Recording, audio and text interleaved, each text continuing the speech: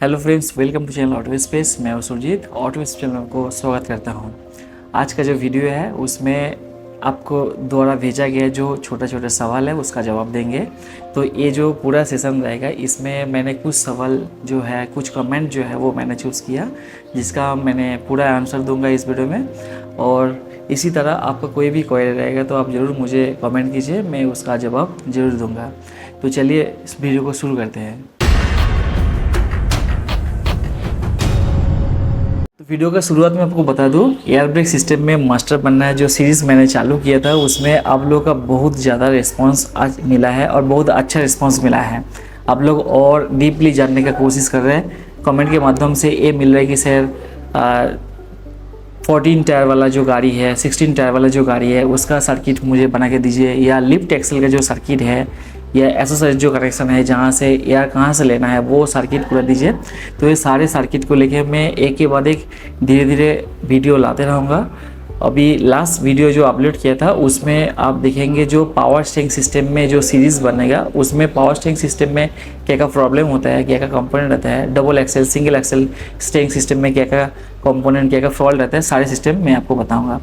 तो पहला कमेंट ये था कि तुशील ने मुझे भेजा है कि ब्रेक मारने के बाद ब्रेक सिस्टम में यानी व्हील में बहुत ज़्यादा वाइब्रेशन हो रहा है, इसका क्या प्रॉब्लम है सर। देखिए, ब्रेक मारने के बाद वाइब्रेशन होना एक कॉमन प्रॉब्लम है। ज़्यादातर एयर ब्रेक या हेवी कमर्शियल व्हीकल्स में ब्रेक मारने के बाद वाइब्रेशन कब होता है। देखिए, ब्रेक का जो डिस्क है और जो व्हील का जो ड्रम है वो दोनों का बीच में एक स्मूथ कनेक्शन होना चाहिए, यानी दोनों लाइनर और आपका जो ड्रम है दोनों बिल्कुल स्मूथ होना चाहिए। जब लाइनर के ऊपर कुछ लाइन्स आ जाते हैं, ज़्यादातर जो ड्रम है ड्रम का अंदर बहुत ज़्यादा लाइन आ जाता है। लाइन आने के साथ ब्रेक पैड और जो ड्रम है दोनों का कॉन्ट्रैक्ट बहुत अच्छा नहीं होता है। उसके चलते क्या होता है, ब्रेक पैड जो है वो ब्रेक ड्रम को रोकने की कोशिश करता है, बट बीच बीच में वो क्या छूट जाता है। छूट जाने से आपको वाइब्रेशन, जब ब्रेकिंग करते हैं वाइब्रेशन महसूस होता है।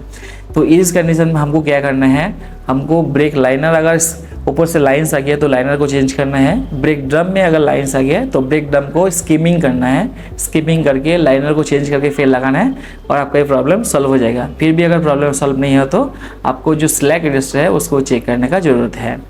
तो इसी तरह आप वो प्रॉब्लम को सॉल्व कर सकते हैं। सेकेंड प्रॉब्लम आया था कि स्प्रिंग ब्रेक एक्चुएटर के ऊपर जो 24 नंबर बोल्ट रहता है वो बोल्ट कब काम आता है।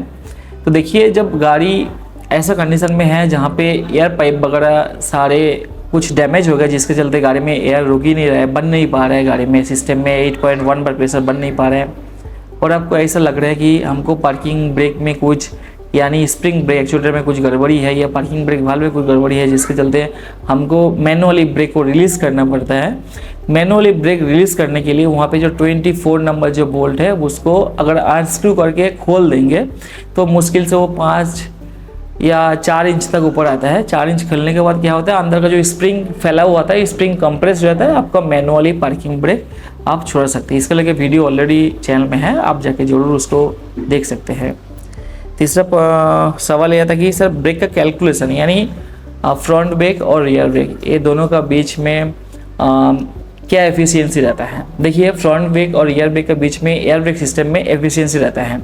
फ्रंट ब्रेक का एफिशिएंसी है 45% और रियर ब्रेक की एफिशिएंसी है 55%। मैंने पहले वीडियो में भी डिस्कस किया था। तो एफिशिएंसी मतलब यह तो देखिए, हमारा जो ड्राइवर बैठता है वो बिल्कुल फ्रंट में रहता है। वहाँ पे क्या रहता है, डुअल ब्रेक वाल्व रहता है। सारे एयर ब्रेक प्रेस करने के बाद वहाँ से रिलीज होता है डुअल ब्रेक वाल्व से। डुअल ब्रेक वाल्व से फ्रंट एक्सेल का डिस्टेंस मुश्किल से आपको 2 से 2.5 मीटर होगा। डुअल ब्रेक वाल्व से रियर व्हील यानी रियर व्हील में जो चेम्बर है उसका डिस्टेंस काफ़ी ज़्यादा होगा, कभी 6 मीटर कभी 9 मीटर हो सकता है। तो एयर अगर वहाँ पे डुअल ब्रेक वाल्व नहीं बिठाएंगे, नॉर्मल वाल्व बिठाएंगे जहाँ पे आप प्रेस करने से दोनों एक साथ एयर जाएगा, तो फ्रंट एक्सल में जल्दी जाएगा तो जल्दी ब्रेक लग जाएगा, तब तक रियर में हवा पहुँचेगा नहीं। इसीलिए वहाँ पे डुअल ब्रेक वाल्व बिठाएगा, जिसके चलते पहले आपको प्रायोरिटी देगा रियर एक्सल में और सेकेंड प्रायोरिटी है फ्रंट एक्सल में। तो एफिशिएंसी की अगर बात किया जाए, रियर एक्सल में 55% ब्रेक एफिशिएंसी है और फ्रंट एक्सल में 45%। नेक्स्ट सवाल आता है कि हाइड्रोलिक टैंक के अंदर एयर प्रेशर जाता है या नहीं जाता है। ये तेज गुरंग का कोई क्वेश्चन है। जो टिपर व्हीकल है यानी टिप ट्रेलर या टिपर जो है जिसमें हाइड्रोलिक टैंक रहता है, हाइड्रोलिक टैंक के अंदर एयर प्रेशर जाता है या नहीं जाता है। देखिए हाइड्रोलिक टैंक के अंदर एयर प्रेशर अगर हाइड्रोलिक सिस्टम के तौर हम सोचेंगे तो उसमें एयर प्रेशर अंदर नहीं जाना चाहिए। अगर एयर प्रेशर जा रहा है इसका मतलब आपका जो पाइपलाइन है कहीं पे लूज है जिसके चलते सिस्टम में एयर घुस रहा है। सेकेंड ये कि हाइड्रोलिक टैंक में एयर प्रेशर का कनेक्शन रहता है कि नहीं रहता है। जो भी मॉडर्न टिपर ट्रक जो भी आ रहा है उसमें आपको हाइड्रोलिक टैंक के साथ एयर कनेक्टेड रहता है। एयर कनेक्टेड इसलिए रहता है, देखिए अब एयर असिस्टेड हाइड्रोलिक सिस्टम हो गया। आप केबिन में बैठ के जस्ट आप जो एयर प्रेशर का जो वाल्व है वो ऑन करते हैं, वो एयर प्रेशर जाके हाइड्रोलिक सिस्टम को ऑपरेट करते हैं, यानी टिप को ओपन करते हैं, डाला को ऊपर उठाते हैं, बॉडी को ऊपर उठाते हैं, सामान गिराते हैं, फिर जैसा आप डाउन प्रेस करते हैं एयर प्रेशर वहाँ से रिलीज हो जाता है, वो अपने बॉडी वेट से वो जो बॉडी है वो नीचे आ जाते हैं। तो ये जो सिस्टम है वो एयर असिस्टेड है। तो यहाँ पे अगर एयर असिस्टेड है तो उसमें एयर कनेक्शन रहेगा, या कोई पाइप कनेक्शन लूज है जिसके चलते टैंक के अंदर एयर आ सकते हैं। और विनर्स की क्वेश्चन ये है कि पार्किंग ब्रेक निकलने के बाद या हैंड ब्रेक निकलने के बाद RG2 रिले वाल्व से कंटिन्यू एयर लीकेज हो रहे हैं। देखिए हैंड ब्रेक निकलने का मतलब ये होता है कि आप स्प्रिंग ब्रेक जो है उसको स्प्रिंग को दबाने के लिए एयर प्रेशर भेज रहा है। तो एयर प्रेशर भेज रहा है तो उसी लाइन में अगर RG2 रिले वाल्व में कंटिन्यूअस लीकेज हो रहा है। देखिए अगर हैंड ब्रेक सिस्टम का अंदर RG2 रिले वाल्व है उसमें से लीकेज हो रहा है तो RG2 रिले वाल्व को आपको चेंज करना चाहिए क्योंकि वहाँ से लीकेज है। अगर पार्किंग ब्रेक सिस्टम में RG2 रिले वाल्व नहीं है बट सर्विस ब्रेक लाइन में RG2 रिले वाल्व में एयर लीकेज हो रहा है, इसका मतलब आपको स्प्रिंग ब्रेक एक्चुएटर जो है वो इंटरनल लीकेज हो गया है, जिसके चलते पार्किंग ब्रेक का जो चेंबर है वहाँ से एयर लीकेज होकर सर्विस ब्रेक चेंबर में आ रहा है, प्लस सर्विस ब्रेक चेंबर का 12 नंबर पोर्ट से रिटर्न आके वो RG2 रिले वाल्व में लीकेज हो रहा है जो सर्विस ब्रेक में लगा है। तो दो चीज़ आपको बिल्कुल ध्यान देना जरूरी है। एक तो पार्किंग ब्रेक सिस्टम में हमारा RG2 रिले वाल्व होगा तो RG2 रिले वाल्व का प्रॉब्लम है, और अगर पार्किंग ब्रेक सिस्टम में RG2 रिले वाल्व नहीं है बट वो एयर सर्विस ब्रेक सिस्टम से लीकेज हो रहा है, इसका मतलब आपका स्प्रिंग ब्रेक एक्चुएटर जो है वो लीकेज है, उसको रिपेयर करने का जरूरत है। मिस्टर सीप का क्वेश्चन है कि ब्रेक प्रेस करने के बाद बार बार ब्रेक पकड़ रहे हैं। तो देखिए ब्रेक पकड़ने का पीछे बहुत सारे रीजन हो सकते हैं। जैसे मैंने शुरुआत में बताया था, ब्रेक जो ड्रम है ड्रम के अंदर बहुत सारे लाइंस आ गया, यानी ड्रम के अंदर खड्डा हो गया तो उसके चलते ब्रेक आपको जाम हो सकता है, क्योंकि जब लाइनर के अंदर अगर ड्रम के अंदर भी लाइन्स आएगा तो लाइनर के अंदर जरूर आएगा। जब लाइनर ड्रम बहुत देर तक गाड़ी चलता है उसके बाद क्या होता है हल्का नरम हो जाता है, और नरम होने के बाद वो पकड़ सकता है।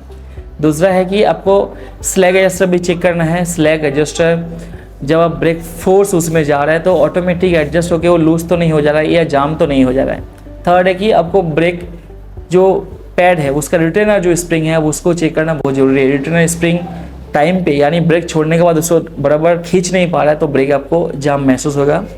फोर्थ है स्लैग एडजस्टर लेके आपको ब्रेक जो पैड है वहाँ में जो एस कैमसेप्ट है, एस कैमसेप्ट कभी कभी ग्रीस उसका अंदर नहीं रहता है तो वो जाम होने के कारण भी आपको ब्रेक छोड़ने में बहुत लेट होता है। तो इसके चलते आपको ये महसूस हो सकता है कि हमारा ब्रेक जो है वो जाम हो रहा है।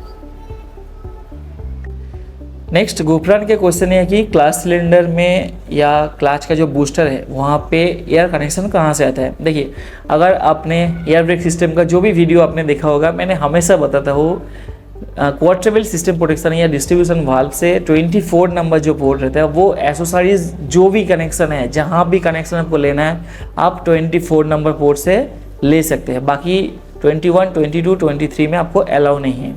24 नंबर पोर्ट से आपको कोई भी कनेक्शन, लिफ्ट एक्सेल हो जाए या सस्पेंशन हो जाए, आपको ऑटोमेटिक डोर ओपन क्लोज हो जाए, फ्लोर अप डाउन हो जाए, कोई भी कनेक्शन के लिए जैसा आपको डिफरेंट से लॉक एंगेज कराना है, एयर असिस्टेड गियर बॉक्स हो गया, क्लच बूस्टर में कहीं भी आपको एयर सप्लाई, एयर हॉर्न के लिए तो 24 नंबर पोर्ट से आप एयर सप्लाई ले सकते हैं। ओके, नेक्स्ट आसिफ का क्वेश्चन है कि सर पार्किंग ब्रेक जो है वो खाली गाड़ी में बढ़िया काम कर रहे हैं पर लोड गाड़ी में कम काम कर रहे हैं, यानी पार्किंग ब्रेक ठीक से काम नहीं कर रहे, गाड़ी रोलिंग होते जा रहे हैं। इसमें देखिए आपको ये जो प्रॉब्लम है थोड़ा सा ध्यान से आपको चेक करना बहुत ही ज़रूरी है। देखिए नॉर्मल आपको खाली गाड़ी है, parking brake normal service brake दोनों बराबर काम कर रहे हैं, इसमें कोई दिक्कत नहीं है। हाँ, अगर आपको बात आता है कि पार्किंग ब्रेक लोड कंडीशन में गाड़ी रोल हो रहा है, इसका मतलब पार्किंग ब्रेक का फंक्शन जो है वो काम कहीं नहीं कर रहा है। तो इस कंडीशन में आपको एयर प्रेशर बिल्कुल एक बार चेक करना जरूरी है, सारे एयर प्रेशर सिस्टम में सही है कि नहीं है। सेकेंड ये कि आपको स्लैग एडजस्टर को जरूरी चेक करना है। देखिए कभी कभी स्लैग एडजस्टर यानी जब गाड़ी में लोड कंडीशन में रहता है, फुल प्रेशर रहता है, उस समय जो फोर्स आपको स्प्रिंग ब्रेक एक्चुएटर से आता है स्लैग एडजस्टर की तरफ ब्रेक लगाने के लिए, वो फोर्स के कारण कभी स्लैग एडजस्टर में अगर प्रॉब्लम होगा, प्रॉब्लम होने के चलते वो जब गाड़ी लोड रहेगा तो उस समय ब्रेक बराबर अप्लाई नहीं कर पाएगा पार्किंग ब्रेक सिस्टम में, तो उसके चलते स्लिप हो सकते हैं। बाकी आपको ब्रेक डिस्क का गैप कितना है वो आप चेक कर सकते हैं, और एस कैमशैफ्ट जो है वो उसका लुब्रिकेशन भी बहुत ज़रूरी है। ये सब सारी चीज़ अरेंजमेंट आप चेक करने के बाद श्योर हो जाइएगा पार्किंग ब्रेक लोड गाड़ी में क्यों कम लग रहा है, या पार्किंग ब्रेक वाल्व जो है वहाँ पे कोई लीकेज तो नहीं हो जा रहा है जिसके चलते आपको ब्रेक छूट जा रहा है। ओके, एक और बहुत ही मज़ेदार सवाल किया कोई व्यूअर्स ने, जैसा एयर ब्रेक सिस्टम में पाइप ऐसा घुमा फिरा के एरा टेरा क्यों जाता है गाड़ी में, स्ट्रेट क्यों नहीं जाता है। तो देखिए मैं आपको बता दूं, क्योंकि एयर ब्रेक सिस्टम में जो भी पाइप्स रहते हैं वो फ्लेक्सिबल एयर पाइप यानी प्लास्टिक पाइप्स रहता है जो पीवीसी का होता है, तो उसको प्लास्टिक पाइप होने का चलते उसको कहीं से भी अब मोड़ के आपको जहाँ पे ले जाना है डेस्टिनेशन वाल्व है, वाल्व पे फिट करने के लिए ऐसा तो रहेगा, ज़रूर रहेगा। बाकी नॉर्मली जो न्यू व्हीकल्स रहता है उसमें एक सीक्वेंस वाइज एक केस का अंदर से पाइप लिया जाता है ताकि बाहर का जो वायर एंड टियर पाइप में ना आए। तो अगर आप ऐसा कोई गाड़ी देखे होंगे जिसमें मैनुअली ब्रेक सिस्टम बनाया गया है तो पाइप को बढ़िया केस नहीं किया, तो आपको ऐसा लग रहा है कि पाइप इधर से उधर की हुआ है, इधर से इधर की हुआ है, बट ऐसा नया गाड़ी में बिल्कुल नहीं होता है। So sir please tell me about the EV यानी इलेक्ट्रॉनिक्स जो व्हीकल है उसके बारे में बताइए। तो उसके बारे में देखिए मेरे पास ज़्यादा डेटा नहीं है, तो जैसा मेरा डेटा गैदर हो जाएगा तो मैं इसके बारे में वीडियो बताऊंगा। देखिए मैं नॉर्मल डेटा आपको देना नहीं चाहता जो ये ऐसा होता है वो ऐसा होता है, मैं टेक्निकली आपको बोलना चाहता हूँ ताकि आपको बेस स्ट्रांग हो जाए। आपको ऊपर ऊपर बता के जाएंगे, आपको अंदर के कुछ चीज़ समझ में नहीं आएगा, तो ये मुझे ठीक नहीं लगता है। तो इसीलिए मैं जो भी डेटा आपको देता हूँ, जो भी वीडियो देता हूँ, सारे के सारे बेस्ड ऑन डेटा, और आपको जो बेसिक डेप्थ है वो बेसिक डेप्थ को स्ट्रांग करेगा। तो इसलिए जैसा मेरे पास उसके बारे में ज़्यादा इन्फॉर्मेशन आएगा, मैं कोशिश करूँ उसको गैदर करने का, तो मैं उसको डिटेल्स आपको बताऊंगा वीडियो के द्वारा। इन्वर्सन रिले के बारे में बहुत सारे कमेंट है कि व्यूअर्स की इन्वर्सन रिले के बारे में सर बताइए। तो इन्वर्सन रिले जो है उसका दूसरा नाम है कि एंटी कंपाउंडिंग वाल्व। ऑलरेडी मैं लास्ट कुछ वीडियो में मैं अपलोड किया हूँ एंटी कंपाउंडिंग वाल्व के बारे में, तो आप उसको देख लेंगे तो आपको डाउट जो है इन्वर्सन रिले को लेकर वो क्लियर हो जाएगा। लास्ट एंड फाइनल जो है वो अर्जुन ने पूछ रहा था कि सर ब्रेक दबाने के बाद एयर प्रेशर डाउन क्यों होता है। देखिए ये तो नॉर्मल कॉमन ही बात है, ब्रेक प्रेस करने के बाद एयर प्रेशर तो डाउन होगा, पर वो ज़्यादा डाउन नहीं होना चाहिए, 0.5 से भी कम डाउन होता है। अगर एक बार ब्रेक प्रेस करने से एक बार या दो बार प्रेशर डाउन हो जाए, इसका मतलब आपका सिस्टम में कहीं लीकेज है या प्रेशर बराबर बिल्डअप नहीं हो रहा है सिस्टम में। तो इसके चलते सारे सिस्टम को आपको चेक करना है किस कंडीशन में आपको प्रेशर डाउन हो रहा है। और अगर हमारा ये सीरीज़ का पूरा वीडियो देखेंगे, आई होप आपका डाउट क्लियर हो जाएगा, आप इजीली उसको काम कर पाएंगे और प्रॉब्लम क्या है। तो इसी तरह इन्फॉर्मेटिव वीडियो पाने के लिए बने रहे चैनल के साथ, चैनल को सब्सक्राइब करें और बेल आइकन को दबा दें ताकि ऐसे इन्फॉर्मेटिव वीडियो आपसे मिस ना हो जाए। और एक गुड न्यूज़ है कि बहुत जल्द लाइव सेशन भी शुरू करने जा रहा है, तो stay tuned with this channel so that you can get all this notification, all this things. Thanks for watching this video and thanks for your valuable comments.